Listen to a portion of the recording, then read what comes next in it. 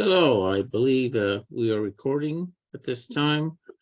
Um, this is a simple lecture, Introduction to Microeconomics, Econ 3 at Delta College. My name is James Ford. I am your professor. I have a doctorate in political science. I also have a master's in political science and a master's in economics. My area of study recently has been primarily in the area of public policy, which has involved considerable focus on the core of microeconomics, the subject of this course. I consider myself one of the people who is trying to make a difference in this discipline. My personal experience is varied.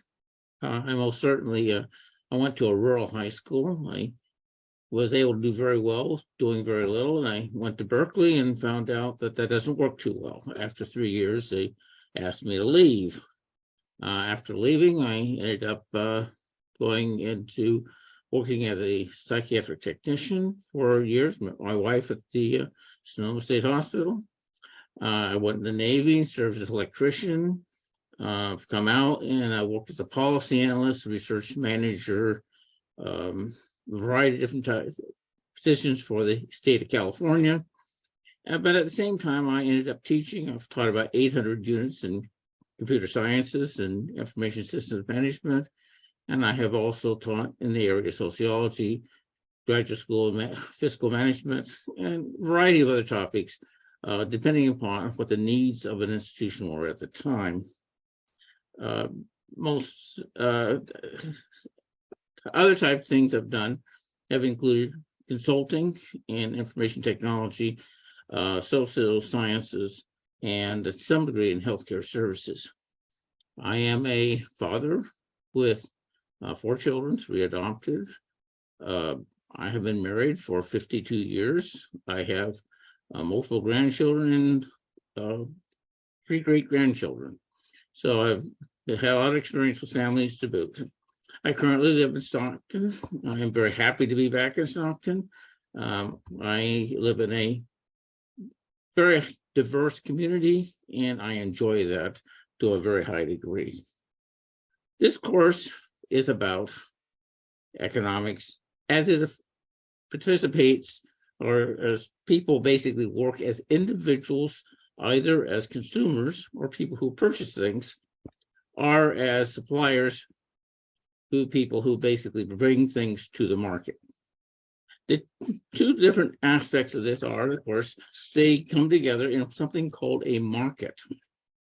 Now, a market is simply something where people buy and sell goods and services, but it's much, much more complicated than economists have assumed it to be over the many, many years. I have an article in one of the early modules that you should read. Do markets work as advertised? And I raised some of the real serious issues about it, how markets do work. But markets basically are these 2 types of things, the suppliers and the consumers coming together. And it has couple of actually about 3 different really major benefits. 1, consumers can buy what they want. 2, suppliers can basically operate and supply what they want. Degree of freedom in this regard. When they come together, basically making a purchase also sends information to suppliers, knowing what they should and maybe what is not profitable to produce. In that regard, is efficient and provides considerable choice. It also allows for minority needs. What I mean by that is, if you are, for example, from Afghanistan and immigrant to this country, you will have dietary preferences that are different than those of many other Americans. In a market, as long as there's somebody who's willing to buy that, there's probably going to be somebody who's willing to supply that. And that is an enormous benefit. And the same thing occurs if, for example, I wish to buy golf equipment. Most people aren't golfers, but I can get golf equipment. That is another minority, and I can secure things in that regard. The difficulty, of course, is that markets don't always operate as efficiently as many economists like to claim. The reason being for this particular comment and this weakness is the fact that markets have a wide variety of requirements to operate efficiently, including in those are people are rational, both the suppliers and the consumers. We know that's not true. We also assume as economists too often that most transactions have few costs outside of those that are incurred by buyers and sellers. Other costs, which are called externalities in economics, are kind of assumed away most of the time. This also is not true. Virtually every transaction has an externality, sometimes significant. It also doesn't deal with something important, such as income inequality. Our system has become extremely unequal. Over the last 40 years, due to changes in public policy, particularly tax cuts and cuts in certain types of services and educational funds, and also the effects of trade, technology, and the failure of public policy to respond to those changes, we have to a very large degree increased inequality to the point that much of our middle class has disappeared, replaced by a small number of very wealthy and a very large number of those who are struggling very, very hard. Why is this the case? I have an analogy that I often use. The Soviet Union in the late 1980s collapsed. Now, originally, this was thought and argued by most people as, well, that's just a success of Western democracy and basically democracy and capitalism. Unfortunately, that isn't the real lesson. The real lesson is ideology is a poor basis for making decisions. And currently, the United States is using capitalist ideology to make decisions. This is also causing weaknesses in our economy and great hardship on many people in America. We should be making decisions based on facts and research, not based upon ideology. Economics itself is also changing. Markets weren't studied for a long time. It just kind of assumed that there was a market. Well, over the last 20 years, we will certainly have found that markets are very varied. Some markets work extremely well. Others work very, very poorly. The poster child for the latter is our healthcare system, a system which provides poor care to most Americans and an extremely high cost. But that doesn't mean economics isn't useful.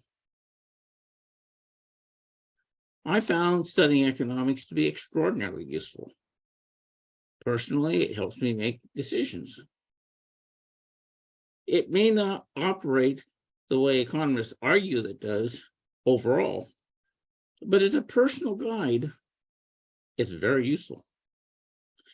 Two, I would study and consider economics, despite the changes that are probably going to occur, because it will probably pay you well to do so. Economists get paid better than people for most disciplines. And lastly, it's going to be an exciting area of change over the next 10, 20, 30 years. I'd like to be in on that. Maybe you would too. Maybe you could have a new theory named after you. It could be fun. What is this course about? Well, this is a course, in terms of online. This is a course which tries to emulate as much as possible the benefits of meeting in person. I have discussions. Note the discussions require you to participate more than once. There is a due date. That's the date of the first time you have to participate. And there is a date in which it closes. And of course, there's a date in which it opens.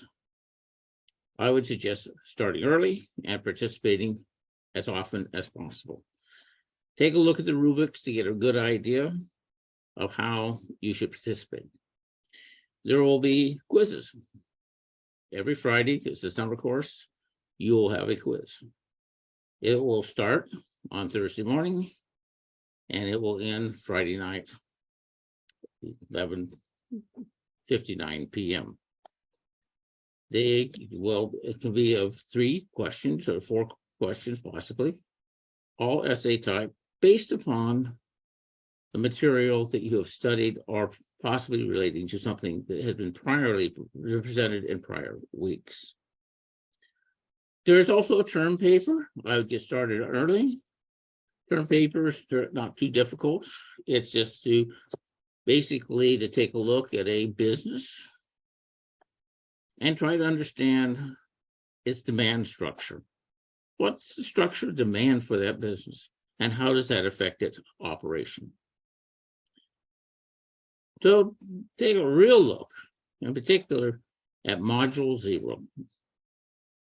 Now, in many cases, people think, well, I already have taken an online course. I already know how it works. Well, we all instructors, professors, have our own quirks and preferences. And I most certainly have mine. Module 0 lays them out in detail. You don't have to guess. You don't have to understand some complicated whatever of why you get points. It'll just tell you the rubrics are there. It will tell you why or why you don't get points. They'll tell you what to expect. I am certainly happy to be in this class. It's been 2-3 years since I've had a microeconomics class. I normally teach macro. I'm excited about the fact that I'm teaching it again, and I'm hoping that all of you will enjoy this class as much as I'm looking forward to it. Thank you very much. See you soon. Bye.